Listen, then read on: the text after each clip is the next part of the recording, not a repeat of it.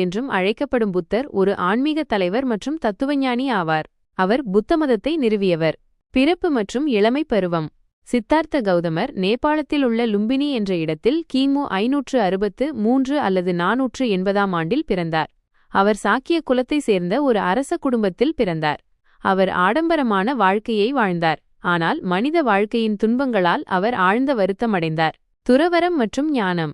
29 வயதில் சித்தார்த்தர் துறவரம் மேற்கொண்டார். அவர் ஆன்மீக வழிகாட்டுதலை தேடி பல்வேறு ஆசிரியர்களிடம் பயின்றார். இறுதியில் அவர் பீகாரில் உள்ள போத் கயாவில் ஒரு போதி மரத்தின் கீழ் தியானம் செய்தபோது ஞானம் பெற்றார். ஞானம் பெற்ற பிறகு அவர் புத்தர் என்று அழைக்கப்பட்டார், அதாவது விழித்தெழுந்தவர். போதனைகள். புத்தரின் போதனைகள் 4 உன்னத உண்மைகள் மற்றும் 8 வழிப்பாதையை அடிப்படையாக கொண்டவை. 4 உன்னத உண்மைகள். வாழ்க்கை துன்பம் நிறைந்தது. துன்பத்திற்கு ஆசைதான் காரணம்.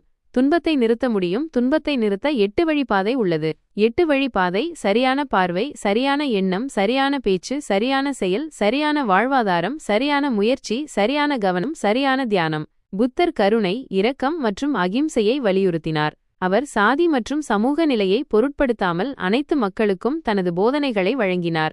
இறப்பு.